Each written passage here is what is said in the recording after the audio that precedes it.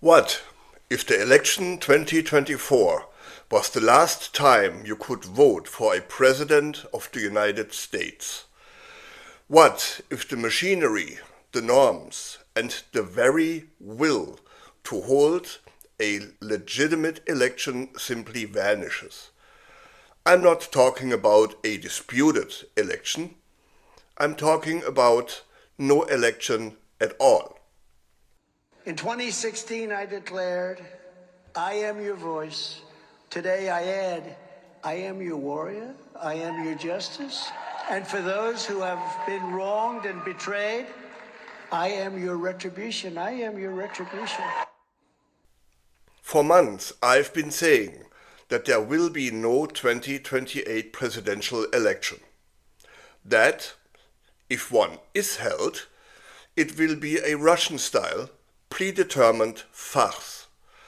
And I'm not alone in this fear. And how I fear that we will not have an election in 2028. I really mean that in the core of my soul, unless we wake up to the code red, what's happening in this country, and we wake up soberly to how serious this moment is. But this isn't just a prediction. It is a prognosis based on clear, established patterns. Patterns we have seen before in history. Patterns of building a fascism regime. And the evidence is no longer hidden in plain sight. It's being enacted, policy by policy, threat by threat, right before our eyes. We must first put a name to what is happening, because labels matter. They are not academic exercises, they are diagnostic tools. And the diagnostic for this disastrous Trump administration is fascism. Plain and simple. And of course, there is also the legit question, why am I making this video, since I have mentioned the disappearing of the US election before? Well, simply because I truly believe that it is so important that Americans, but also us Canadians, really grasp of what is happening right now. Because the frog in the water is screaming right now as the temperature rises in record speed. What took Putin a couple of years, Trump did in only 8 months. Fascism regards the leader as the embodiment of the people, the voice of the nation. I am your voice, he said. I alone can fix it. Fascists rely upon followers to seek revenge on the elite and encourage violence. Fascists worry about disloyalty and replacement. They scapegoat and target others. We heard it when he said, when Mexico sends its people, they're not sending their best. Fascism is social Darwinism, organized bullying. It glorifies the heroic warrior, always male, and seeks to eliminate anyone who challenges that order. LGBTQ plus people, immigrants, intellectuals. This isn't a random collection of grievances. It is a coherent, monstrous political project. And it is a uniquely American version, rooted in white Christian nationalism. It is the direction the Republican Party is now clearly sprinting towards. Authoritarianism wants to control you. Fascism, however, wants to become you, to redefine the nation itself in its own image. And that project requires the permanent seizure of power. So, how do you build this new state? You don't do it with one giant leap. You do it step by step. As Toni Morrison warned, the descent into the final solution is not a jump. It is one step, then another, and then another. And those steps have now accelerated into a speed walk. Let's look at some of those steps already taken since January. A late-night purge of inspectors generals, the government's own watchdogs, firing them without cause or notice. Mass layoffs of over 275,000 federal workers, paralyzing FEMA, closing agencies perceived as woke, like consumer protection and foreign aid. Aggressive inflationary tariffs imposed by his order, using government power to reward friends like Elon Musk and punish enemies.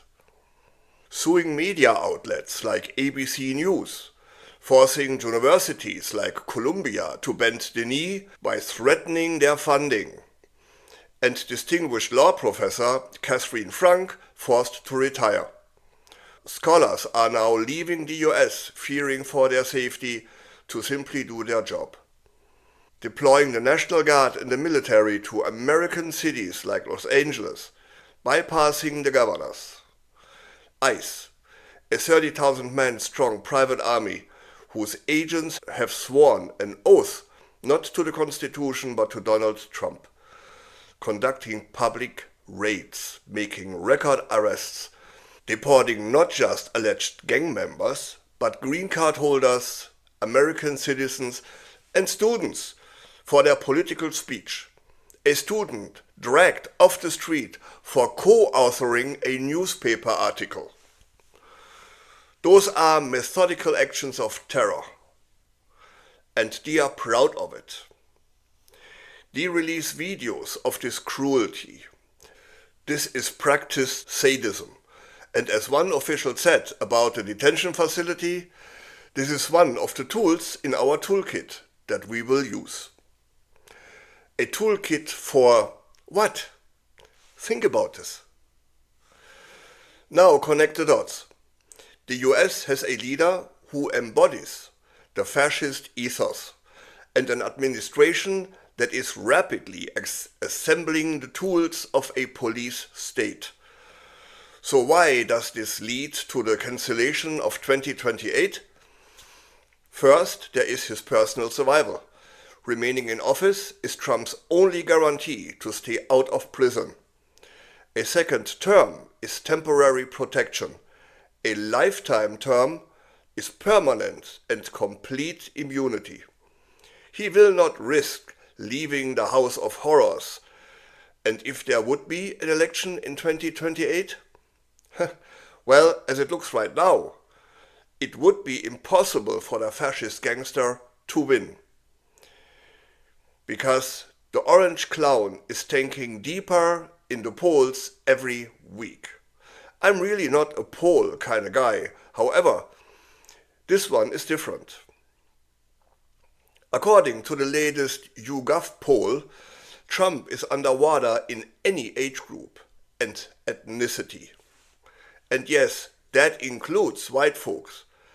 And secondly, the president is already set. Christians, get out and vote just this time. You won't have to do it anymore. 4 more years, you know what? It'll be fixed, it'll be fine.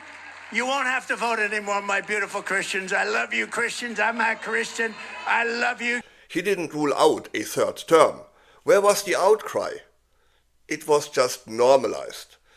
The constitutional crisis is here, now. And third, the machinery is already built. There are corrupted courts, a coward media, a weaponized immigration force, a military domestic presence. By 2028, why would he need to hold an election he could lose? He could simply declare the process corrupt by default, or use his controls to ensure a predetermined outcome, just like his friend Putin. So you say during the war you can't have elections.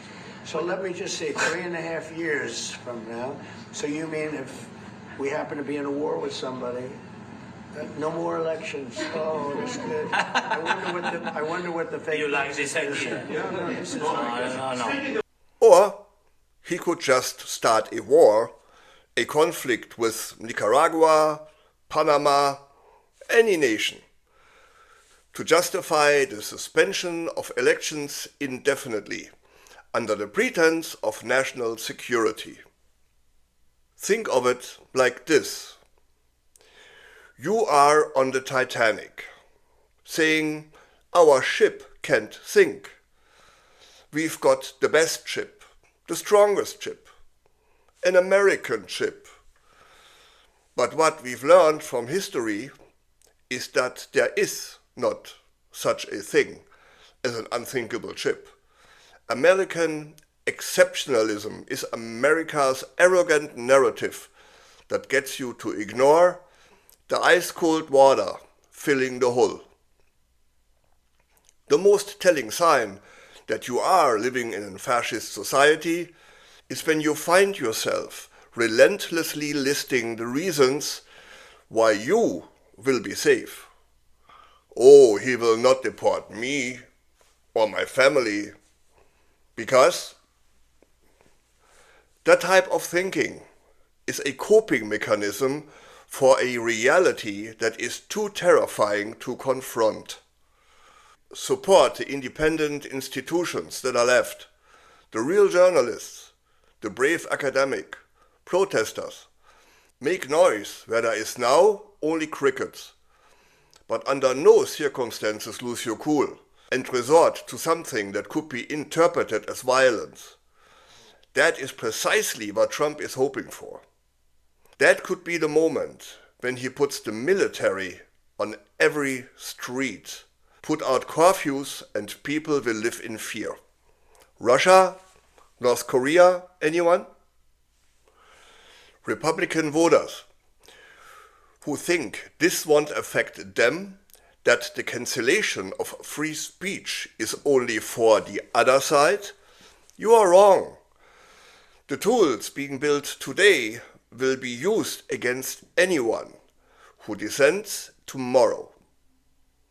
There are no protected classes in a dictatorship, only the ruler and the ones that are ruled. This is not a partisan issue. It is a fundamental one. It is about whether the American experiment, for all its flaws, will continue or whether it will be replaced by a gangster state led by a man whose only purpose is personal profit as much as he can grab with his dirty little hands, and power. The warning lights are not just flashing, the alarms are blaring. The question is, will you, American people, hear them before it is crystal clear that the last election is already behind you? If you found this analysis important, then please share this video and have the difficult conversations. If you would like to support this channel and this type of commentary, then please like and subscribe and turn on notifications. The conversation is just beginning. Thanks for watching. Till next time, I'm Wilfried Lemkuller from Europe Curious.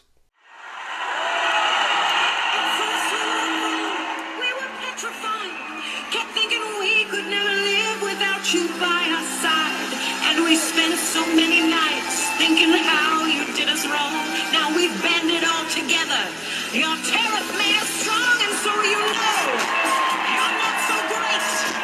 There's not a snowball's chance in hell will be your 51st state. We really need our resources far more than we need you, so now just go. Walk out the door. We do not need you. You're not welcome anymore. Weren't you the one who instigated these trade fights? You'll soon grow to regret it.